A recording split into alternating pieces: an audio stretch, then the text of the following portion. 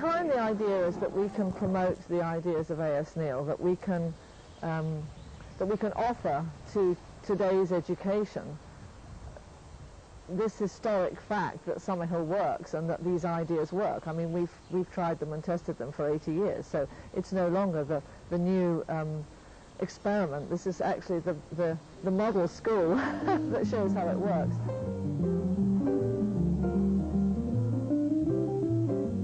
It's a killing James. They were in the midst of killing the teacher. So you must be angry then. Imagine a school where kids have freedom to be themselves. Success is not defined by academic achievement, and you can play all day if you want to. Could there be such a school?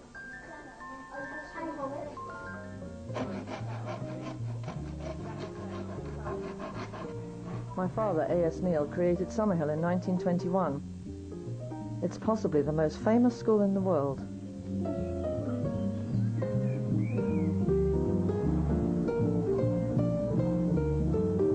I just don't know whether he would have projected this far ahead. You know, he liked to think it would survive, but he never in his wildest dreams would he have thought that it would have the impact that it's having. He was a bit of an old pessimist, really, my dad, and he would talk about, you know, when I'm dead and gone, Summerhill will be closed, and someone will someday say, oh yeah, there was this good chap called Mr. Meal who had a school called Summerville or something like that.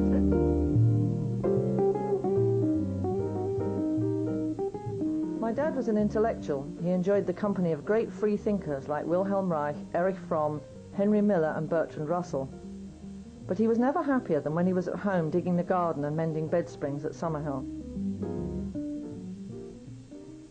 I still believe it in the state school. It's all wrong. It's all fear and discipline, and the mere fact that kids who should be moving all the time are sitting on their asses about 6 hours a day. It's all against human nature. It's all against child nature. There's no doubt that the beginning of his remarkable approach to education grew from the stark experiences he had as a student and teacher at this stern little school in Kingsmere, Scotland.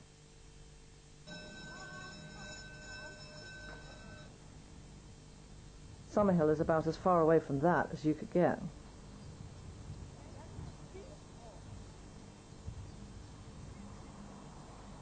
It's such a basic wrong that was being done, and he saw it, and I'm amazed that no one else did this, you know, did the same thing, because it was there staring everyone in the face, and he did it. Neil's radical philosophy became famous through a series of international bestsellers and still continues to inspire generations of teachers, parents and children.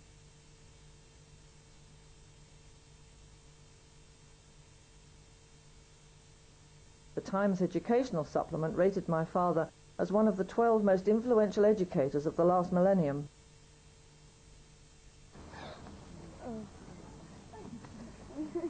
This is the only school in the world where people cry at end of term, and beginning of term people beg their parents to be allowed to come a week early. You know, I don't know of many schools where, for example, I mean, 2 years ago now in the summer there was a conference here, the IDEC conference, sort of on preschooling and democratic education, and I'm begging my mum to be able to come to the conference, partly because I was interested, and partly also because I could be here for a bit of extra time in the holiday, you know, and it was great because some of the other kids came as well. We took part, and we took part in talks and discussions and things like that, and told other people about the school. But also, I was able to come back and sort of see my second home, sort of thing. Morning. Hi there. Very tired. Sleep. Hello.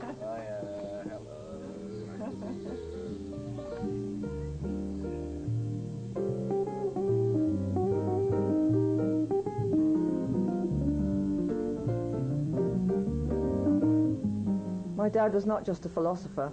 He set out to build a school based on children's rights. It's continued for over 80 years and is still thriving, even without him. 120 chairs, yeah. And then there's 120 times 4. Mm-hmm. Yeah, good. Mm-hmm. So you've added those two together. What about these guys? Oh, yeah. I think it's easier to be a good teacher here than it is in a state school. I think, but it's easier to be a good teacher here. You can be yourself, which I don't think you can be in a state school. In a state school, you've got to wear a mask of authority, and you've got to control. And here you don't have any of that. So here, I mean, here you can just be yourself, relax, and be a good teacher at the same time, which makes it a lot easier. We advertise for our teachers, and we get a mixture. We get people who are disillusioned with mainstream, and we get people who have come straight from college who don't want to go into mainstream. They've done their training, and they don't actually want to go into a system where they are fundamentally policemen. Teacher, so you must be angry then. The class sizes here are fairly small. I mean, about 7 or 8 in class 2 where I teach. And in that kind of size, I mean, you get to know all the children. You know, every aspect of the child you'll get to know. In part of London, it's rumoured that some bishops have opinions that are too old. Where the wealthy patrons are dissatisfied with the bishop's sermons. Where? In here it says... paper. She blew on the paper. So she has been mesmerised by his supporting upstart. I'd left mainstream education because of what was happening with national curriculum, and the fact that what good there was in the mainstream was being destroyed by the emphasis on academic and exams, basically. I used to give you support of money, but now I tried him, so I didn't. I might give you because you didn't think you. Oh, well, I used to support. I'm an expert. Learning doesn't just take place in the classroom. In fact, a lot of the important things are learned elsewhere and without a teacher.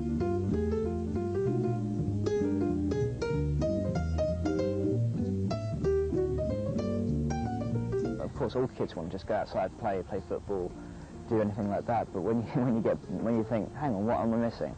And you're missing things like reading, and you're missing things like painting, and you know there are lots of other skills that are that are fun to do and not just necessary. Reading and writing is fun. It's not just you sit in a classroom and do that all day, which is what it is in a state school.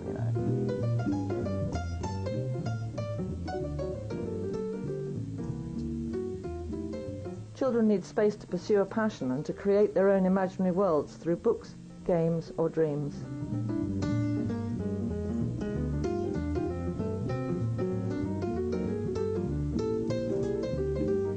Pupils free from compulsion are able to make choices about lessons, maintain their interest and motivation, and go on to become lifelong learners.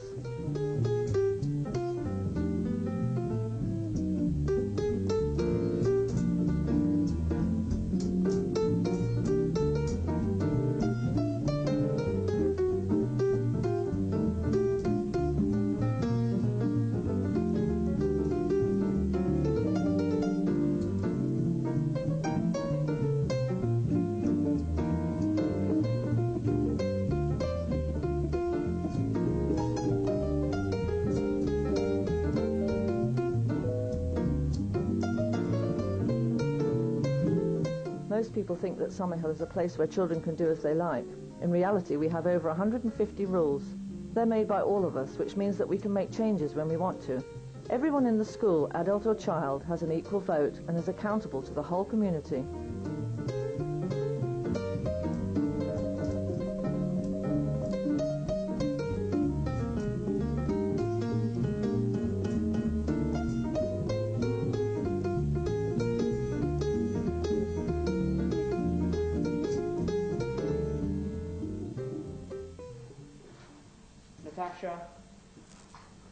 You can raise any issue you want at school meetings. Pupils and teachers have equal status, and we all call each other by our first names.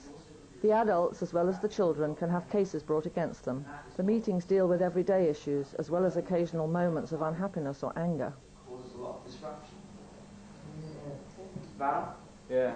Perhaps boardrooms, parliaments and the UN could learn something from these meetings at the oldest children's democracy in the world. Visitors from all over the globe comment on its ability to resolve issues and make decisions, and are moved by its clarity, depth and compassion. I think that I haven't discussed it with the other health and safety people on the list, but I think we probably will be doing what we normally do and going round on Thursday or Friday. But meanwhile, everybody else needs to remember that their rooms should be at least in a presentable state. Well, yeah, the woodwork's missing its bolt proppers. You know those big things like that you use for cutting padlocks, and someone borrowed them, and I can't remember who it was. very expensive, and it also means that you've got some Wally that can get into people's boxes, and it's really serious. So if people can keep your eye out, and if I find out that someone's actually nicked them, there is going to be big trouble. I'm going to go to Ipswich on Saturday. Obviously I have 4 spaces in my car if anybody wants to go to Ipswich, and possibly do a studio visits on Sunday for the open studios, the artists' open studios. Living in a democratic community encourages children to express their feelings and be sensitive to the feelings of others. If things break down, there are ombudsmen who will help you sort out problems or bring them to the meeting. Sunday morning, like 5 o'clock in the morning or something, Martin was like just finished doing his washing. There was no more washing getting done, and so I just did my washing. And Johnny's clothes was mixed in with my washing. And then I went back the following morning to put it in the dryer, but it had all been chucked in the corner, so I just and mixed up with other people's clothes and stuff. So I just pulled it all out and put it back in my washing basket and left my washing basket there. And then somebody said that like Johnny took our washing and put it in the dryer while Maya was using it or something. And then Maya got really angry about that and took my washing and Johnny's up to her room and kept it there. And then I went there this morning to ask for her washing back, and to ask for my washing back, and she just totally flipped, and like she's like saying that she's not going to give it back, and she's not giving Johnny's clothes back, and she's going to keep it until Johnny next comes down so she can give him a load of bollocking and stuff like this. Maya? Well, Beth, I gave you your clothes, and I didn't say I was not going to give you your clothes, which you just said. Bit of a lie. And totally flipped. I mean, you were running around the top corridor screaming, bitch, bitch, bitch. There has been a lot of incidences like this in the past, and I do agree with Yuri to a certain extent, but everyone has to do their washing, and it is a really stressful thing to do, especially for the house parents. Yeah. But it is also a stressful thing for us, because I mean, people don't realise, I'm talking about the carriage kids here, that there are so many carriage kids, and there's 2 days, and people seem to think that's a long time, but there's not, because some carriage kids do like 4 loads of washing. So we have to find time in between when we can do our own, and I've seen that Beth has done that. She's done it at 5 o'clock on Sunday morning, and I can't see a better time to do that. What you've got to do is you've got to go away, bring an ombudsman into it, and then the ombudsman can investigate whose clothes they are, instead of actually nicking them. Ombudsmen, there's 5 of them, and they rotate every 5 weeks, and there are 3 permanent ombudsmen, which is me, Nathan and James, and we're just there, so we're people who can always go to. If you're not quite sure who's ombudsman, you can always go to us. But anyone can act as an ombudsman if you're over 12. So, I mean, it's just anyone can help you sort out your problems. Generally, an ombudsman is someone that settles disputes outside of the meeting. You know, if somebody's stood on someone's foot by accident, it's not, you know, always best to bring it up and get a case about it, because it can be solved outside. A lot of the times, most things can be solved by an ombudsman. Even if it's somebody who's hit somebody or bullying, you can usually solve it with an ombudsman. But sometimes cases do have to go to the meeting. Summerhill doesn't consider its fines as punishments. They're more about justice. They're expressions of dissatisfaction over particular actions and a deterrent for the future. The discussion is as important as the fine. You really listen when your friends tell you that you're out of line. Okay, there are 2 proposals against each other, one that they can't swim after the meeting, and one that they are banned from skating all tomorrow. All in favour they can't swim after the meeting.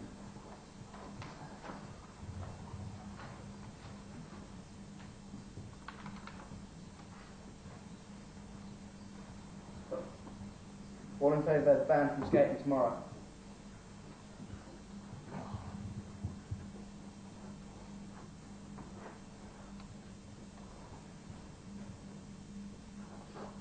It's carried, they can't go swimming after the meeting. Sorry, all against all. They can't swim after the meeting. Business closed.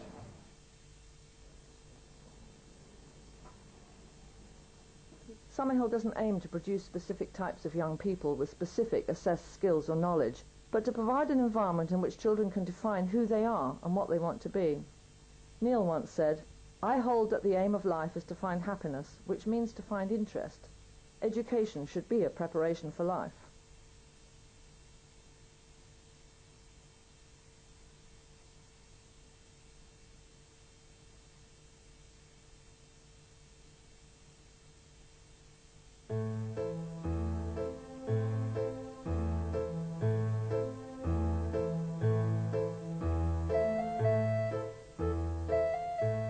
The Summerhill graffiti wall is the only place you can write on walls. If you write anywhere else, you can get fined as well as having to clean it off. There is no censorship about what you write unless it offends or upsets somebody else. Freedom without license is one of Summerhill's founding principles.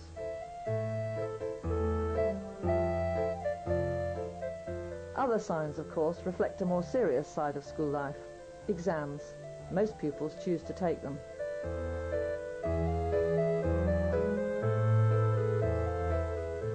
So after such an idyllic childhood, how well prepared for life are Summerhill pupils? Many have gone into the arts.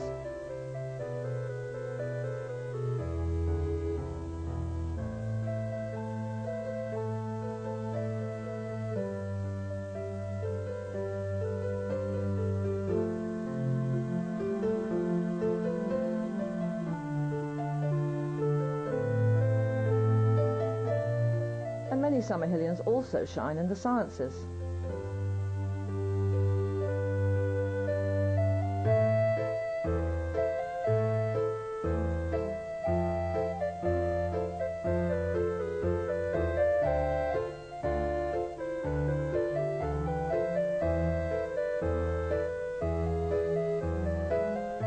In fact, over the generations, Summerhill's produced people in just about every kind of occupation.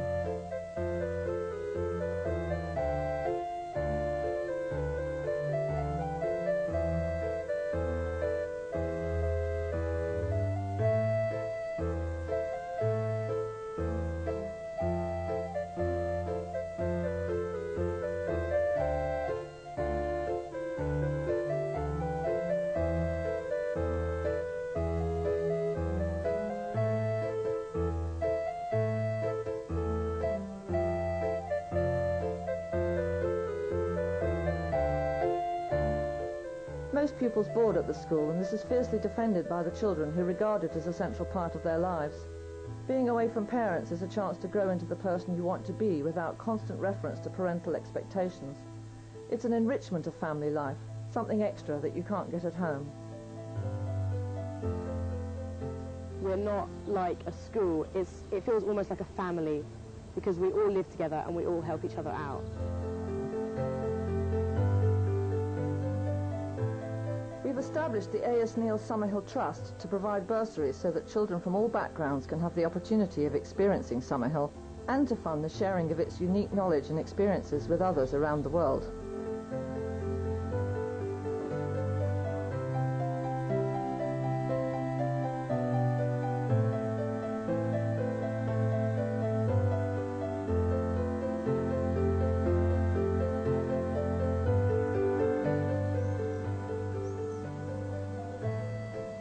Have that polling.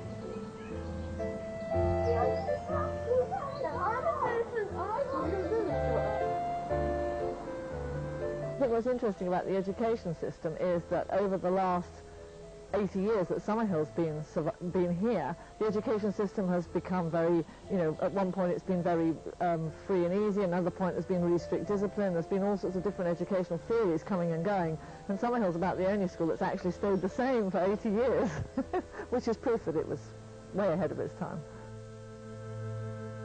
In 2000, Summerhill clashed with government school inspectors, and as a result, the Department of Education issued a complaint against us.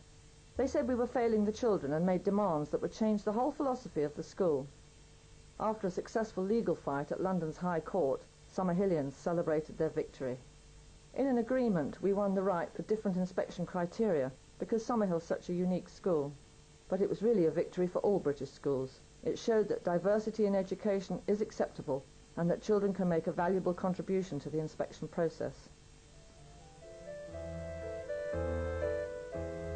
Geoffrey Robertson QC, world-renowned human rights barrister and judge, in his defence speech of Summerhill at the Royal Courts of Justice, summed it up. Neil's system has had a profound effect on human rights law as it affects children. It pioneered the idea, which is fundamental to Summerhill, that children have rights, that they're not owned by parents or teachers, that it's a crime to assault them physically, and a serious mistake to force them to act against their will, except out of consideration for others. These tenets were seen as absolutely revolutionary in the 1920s. They were described as anarchic. They are now to be found in the 1989 Convention on the Rights of the Child, ratified by 189 nations.